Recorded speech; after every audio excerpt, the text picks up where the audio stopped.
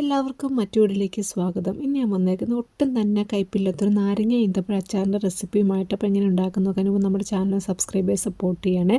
ഇതുണ്ടാക്കാനായിട്ട് ഇവിടെ നാരങ്ങ എടുത്ത് ഇതിവിടെ കിട്ടുന്ന നാരങ്ങയാണ്. നമ്മുടെ നാട്ടിലെ അത്രയും തന്നെ ഒരു മഞ്ഞക്കളർ ഉണ്ടാകില്ല, പക്ഷേ ടേസ്റ്റ് അത് തന്നെയാണ്. നമുക്ക് നന്നായിട്ടൊന്ന് കഴുകി ഒന്ന് ആവി കയറ്റി എടുത്തൊന്ന് വേവിച്ചെടുക്കാം.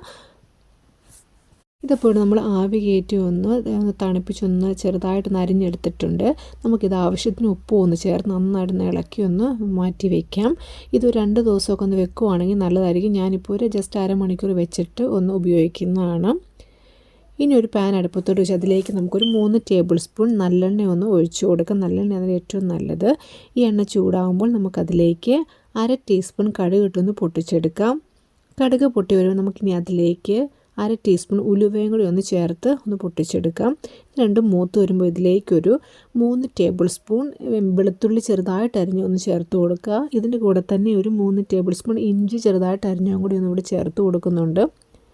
ഇത് രണ്ടും നന്നായിട്ട് ഇതിലേക്ക് ചേർത്ത് നന്നായിട്ട് നമുക്കൊന്ന് മൂപ്പിച്ചെടുക്കാം. കൂടെ തന്നെ കുറച്ച് കറിവേപ്പിലയും കൂടെ നമുക്ക് ചേർത്ത് നന്നായിട്ട് ഇതെല്ലാം കൂടി ഒന്ന് വഴറ്റിയെടുക്കാം.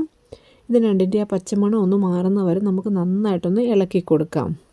ഇനി എരിവിന് ആവശ്യമായ പച്ചമുളക് ഒന്ന് ചേർത്ത്. ഞാൻ ഇവിടെ 2 പച്ചമുളകാണ് ചേർക്കുന്നത്. ഇതിൻ്റെ അളവ് നമുക്ക് ഓരോരുത്തരുടെ ഇഷ്ടത്തിനനുസരിച്ച് ചേർക്കാവുന്നതാണ്. ഇതൊരു മീഡിയം എരിവുള്ള ഒരു അച്ചാറാണ്. അതുകൊണ്ടാണ് 2 മുളക് ഇവിടെ ചേർത്തേക്കുന്നത്. ഇത് രണ്ടും നന്നായിട്ട് ഇപ്പോൾ ഇതേ വഴന്ന് വന്നിട്ടുണ്ട്. നമുക്കിതിലേക്ക് മസാലകളൊക്കെ ചേർത്ത് കൊടുക്കാം. ഞാനിവിടെ ഒരു 3 ടേബിൾ സ്പൂൺ മുളക് പൊടിയാണ് ചേർത്ത് കൊടുക്കുന്നത്. ഇതൊരു എരിവുള്ള മുളക് പൊടി, അതുകൊണ്ട് ഞാൻ 3 ടേബിൾ സ്പൂൺ ചേർക്കുന്നതിന് പകരമായിട്ട് കാശ്മീരി മുളക് പൊടിയാണ് ഒരു 5 ടേബിൾ സ്പൂൺ ചേർത്ത് കൊടുക്കാവുന്നതാണ്.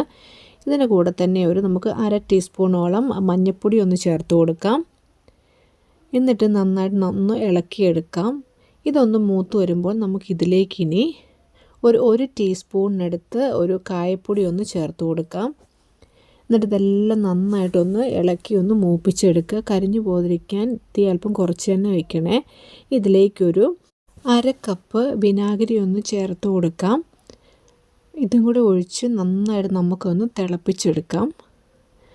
വിനാഗിരി ചേർക്കുമ്പോൾ ഇതൊട്ടും തന്നെ പെട്ടെന്ന് കേടായി പോകത്തില്ല. അതുകൊണ്ടാണ് നമുക്ക് വിനാഗിരിയൊക്കെ നന്നായിട്ടൊന്ന് മൂപ്പിച്ചെടുത്ത ശേഷം ഇതിലേക്ക് ഒരു കപ്പിനടുത്ത് ഈന്തപ്പഴം ചെറുതായിട്ട് അരിഞ്ഞ് ഒന്ന് ചേർത്ത് കൊടുക്കാം. ഇതിൽ കൂടുതൽ വേണമെങ്കിലും ചേർത്ത് കൊടുക്കാവുന്നതാണ്. എന്നിട്ട് ഇതെല്ലാം കൂടി ഒന്ന് കുറച്ച് നേരം ഒന്ന് ഇളക്കി ഈന്തപ്പഴം നന്നായിട്ട് സോഫ്റ്റായി വരുന്നവരൊന്ന് ഇളക്കി കൊടുക്കാം. ഈന്തപ്പഴം ചേർക്കുന്നതുകൊണ്ട് തന്നെ ഇതിന് നല്ലൊരു മധുരം ഉണ്ടാവും. നന്നായിട്ടൊന്ന് തിളച്ച് വരുന്ന നേരം കൊണ്ട് നമുക്കിതിലേക്ക് നമ്മൾ അരിഞ്ഞു വെച്ചേക്കുന്ന നാരങ്ങയും കൂടി ഒന്ന് ചേർത്ത് കൊടുക്കാം. നന്നായിട്ട് ഇപ്പോൾ സോഫ്റ്റായിട്ട് വന്നിട്ടുണ്ട് ഈ നാരങ്ങ. നമുക്കിതിലേക്കൊന്ന് ചേർത്ത് കൊടുത്ത് നന്നായിട്ടൊന്ന് ഇളക്കി യോജിപ്പിച്ചെടുക്കാം. ഇതൊട്ടും തന്നെ കയ്പില്ലാത്ത ഒരു അച്ചാറാണ്. അപ്പോൾ ഇതുപോലെ നിങ്ങളെല്ലാം തന്നെ ഉണ്ടാക്കി നോക്കുക.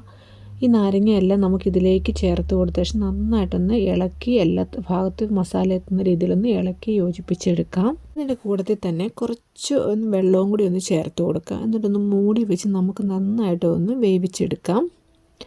ഒരു 3 മിനിറ്റൊക്കെ വെച്ചാൽ മതിയാകും. ഇപ്പോൾ നോക്കി ഇതെല്ലാം തന്നെ അതിലേക്ക് നന്നായിട്ട് പിടിച്ച് വന്നിട്ടുണ്ട്. നന്നായിട്ട് നമുക്ക് വീണ്ടും ഒന്ന് ഇളക്കി കൊടുക്കാം. ഇനി ഒട്ടും തന്നെ കയ്പ്പ് വരാത്തതിൻ്റെ ഒരു സീക്രട്ടായ പഞ്ചസാര നമുക്കിതിലേക്ക് ചേർത്ത് കൊടുക്കാം. ഞാൻ ഇവിടെ 3 ടേബിൾ സ്പൂൺ പഞ്ചസാരയാണ് ചേർക്കുന്നത്. നിങ്ങൾക്ക് ഇതിൻ്റെ ആവശ്യം ഉണ്ടാവുകയുള്ളൂ. ഇപ്പം നന്നായിട്ട് മധുരം തോന്നുകയും ഒട്ടും തന്നെ കയ്പില്ലാതെ ഇരിക്കും. എന്നിട്ട് നമുക്ക് കുറച്ച് നേരവും കൂടി ഒന്ന് മൂടി വെച്ച് ഒരു 2 മിനിറ്റ് കൂടി ഒന്ന് വേവിച്ചെടുക്കാം. ഇപ്പോൾ നോക്കി ഇതെല്ലാം പഞ്ചസാരയൊക്കെ അലിഞ്ഞതിലോട് ചേർന്നിട്ട് നന്നായിട്ട് സോഫ്റ്റ് ആയിട്ടുണ്ട്. ഈ സമയത്ത് സാധാരണ എല്ലാവരും ഈ സമയത്താണ് ഇത് വാങ്ങി വെക്കുന്നത്. ഇപ്പോൾ റെഡി ആയിട്ടുണ്ട്. ഒട്ടും തന്നെ കയ്പില്ലാത്തൊരു അച്ചാറാണ്. പക്ഷേ ഞങ്ങൾക്ക് ഇവിടെ ഏറ്റവും കൂടുതൽ ഇഷ്ടം ഇതിൻ്റെ ചാറൊക്കെ ഒന്ന് ഇങ്ങനെ വറ്റിച്ചെടുത്ത് നന്നായിട്ടൊന്ന് ബ്രൗൺ കളറാകുന്ന വരുന്ന വഴറ്റിയെടുത്ത് ഉപയോഗിക്കുന്നതാണ്. ഇത് പ്രത്യേക ടേസ്റ്റ് തന്നെയാണ്. അപ്പോൾ തീ കുറച്ച് ഇങ്ങനെ എല്ലാവരും ഒന്ന് ട്രൈ ചെയ്യുന്നത് അടിപൊളി ടേസ്റ്റാണ്. നമുക്ക് വീണ്ടും മറ്റു വീഡിയോ കണ്ടപ്പോൾ എല്ലാം ട്രൈ ചെയ്ത് നോക്കിയിട്ട് ഫീഡ്ബാക്ക് അറിയിക്കണം. നല്ല അടിപൊളി നാരങ്ങ അച്ചാർ ഇവിടെ റെഡി ആയിട്ടുണ്ട്.